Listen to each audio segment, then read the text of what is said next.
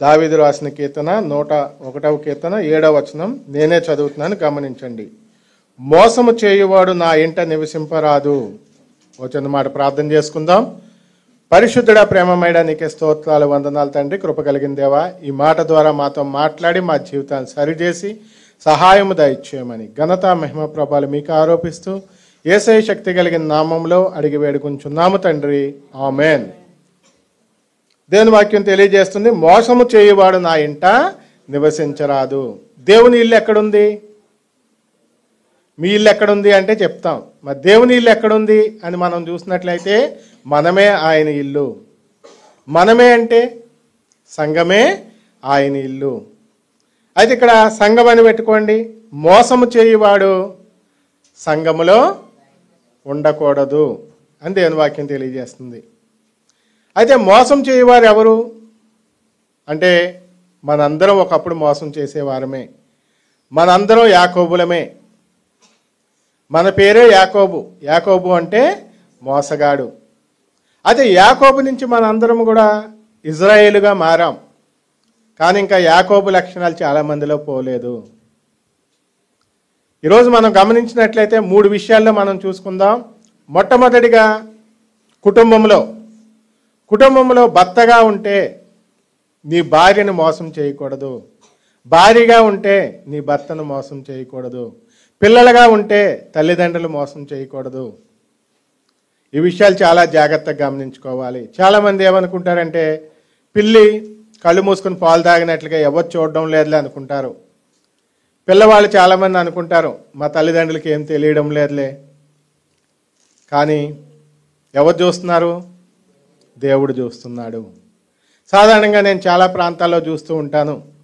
College కానీ వెళ్ళిన పిల్లలు కాలేజీల్లో ఉండరు, సినిమా హాల్స్లోను, పార్కుల్లోనూ, రోడ్డు పక్కనలో ఉంటారు. వారు ఎవరిని మోసం చేస్తున్నారా అంటే వాళ్ళ తల్లిదండ్రులు మోసం చేస్తున్నాం అనుకుంటూ ఉంటారు. కానీ వారిని వారే మోసం చేసుకుంటూ ఉంటారు. వారి తల్లిదండ్రులు మోసం చేసి బయట తిరిగామనుకున్నారు, కానీ ఏమైంది? చివరికి వారే మోసపోయారు. అలాగే కుటుంబ విషయంలో కూడా. రెండవదిగా మన ఉద్యోగ విషయంలో నువ్వెక్కడైతే పని చేస్తున్నావో ఆ పని చేసే చోట మోసం చేయకూడదు. చాలామందికి చేతివాటం అలవాటు. అది చిన్నదే కానివ్వండి, పెద్దదే కానివ్వండి, చిన్న ఉద్యోగమే కానివ్వండి, పెద్ద ఉద్యోగమే కానివ్వండి, ఏ ఉద్యోగంలో ఉన్నా కూడా నువ్వు మోసం చేయకూడదు. చాలామంది సీసీ కెమెరాలు పెడుతూ ఉంటారు. నీ దగ్గర సీసీ కెమెరాలు ఉన్నా లేకపోయినా దేవుడే సీసీ కెమెరాగా ఉన్నాడు అనుకుని మోసం చేయకోకుండా జీవించాలి. ఈరోజు చాలామంది క్రైస్తవులు లంచాలు తీసుకుంటున్నారండి. చాలా సిగ్గుపడవలసిన విషయం ఇది. లోకస్తులకైతే అందరికీ తెలుసు లంచం తీసుకోకూడదని, కానీ వారి సంగతి పక్కన పెట్టేయండి. ఒక క్రైస్తవుడిగా ఉండి నీవు చేసే పనిలో లంచం తీసుకున్నావంటే నువ్వు మోసం చేసినట్టే. ఎవరిని మోసం చేస్తున్నావయ్యా అంటే నీ యజమాని మోసం చేయడం లేదు, దేవుణ్ణి మోసం చేస్తున్నావు. బైబిల్ చదివే ప్రతి క్రైస్తవుడు నేర్చుకోవాల్సిన విషయం ఇదే. నువ్వు ఎవరినో మోసం చేస్తున్నావు అనుకుంటున్నావు, కానీ దేవుడు అలాగా అనడం లేదు. లోకసువార్త 15వ అధ్యాయంలో తప్పిపోయిన కుమారుడు అంటాడు చూడండి, తండ్రి నీకు అన్యాయం చేశాను అంటున్నాడు. మళ్ళీ ఏమంటున్నాడు? పరలోకంలో ఉన్న దేవునికి. అలాగే యోసేపు అంటున్నాడు తన యజమానురాలి భార్యతో, నేను ఈ పాపం చేస్తే నా యజమానుడి కాదు, నేను నా దేవునికి వ్యతిరేకంగా పాపం చేసిన వాడిని అవుతాను. కాబట్టి క్రైస్తవుడు చేసే పని చిన్నదైనా పెద్దదైనా మోసం అనే తన జీవితంలోనికి రాకుండా చూసుకోవాలి. మోసం వల్ల వచ్చే ధనం ఎంతైనా కానివ్వండి. ఈరోజు సేవకులు చాలామంది దేవుని సేవని వచ్చి మోసంతో ముందుకు వెళ్ళిపోతూ ఉన్నారు. ఈరోజు ఒక పోస్ట్ పెట్టాను,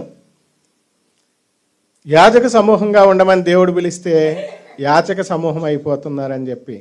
యాచకుడు ఒక అక్షరమే తేడా. అయితే గమనించండి, ఈరోజు సేవకులు చాలామంది మోసం చేస్తున్నారు, దేవుణ్ణి మోసం చేస్తున్నారు. దేవుడు ప్రజలు ఇచ్చిన డబ్బుల్ని వారు సొంతంగా వాడుకొని మోసం చేస్తున్నారు. సంఘ పెద్దలు చాలామంది దేవుని సొమ్ముని దొంగిలించి పాపం చేస్తూ ఉన్నారు. మోసం. ఎవరినయ్యా మోసగిస్తున్నారంటే దేవుణ్ణే మోసగిస్తూ ఉన్నారు. సంఘస్థులు దేవుణ్ణి మోసం చేస్తూ ఉన్నారు. చాలా సంఘాల్లో, చాలా కుటుంబాల్లో నేను గమనించిన విషయం ఏంటంటే చిరిగిపోయిన నోటు ఉంటే వారు వెంటనే గుర్తొచ్చేది ఎక్కడంటే కానుకలు పెట్టే. ఎందుకంటే ఎవడు తీసుకోడు కదా, చిరిగిపోయింది. ఎవరిని మోసం చేస్తున్నారా అంటే దేవుణ్ణి మోసం చేస్తున్నారు. అలా మోసంలో ఎవరైతే ఉంటారో వారికి సంఘంలో చోటు లేదు. కాబట్టి ప్రతి ఒక్కరు కూడా ఆలోచించుకోండి. దేవుడు ఒకే ఒక మాట సెలవిచ్చాడు ఈరోజు నీకు, నాకు, మనందరికీ.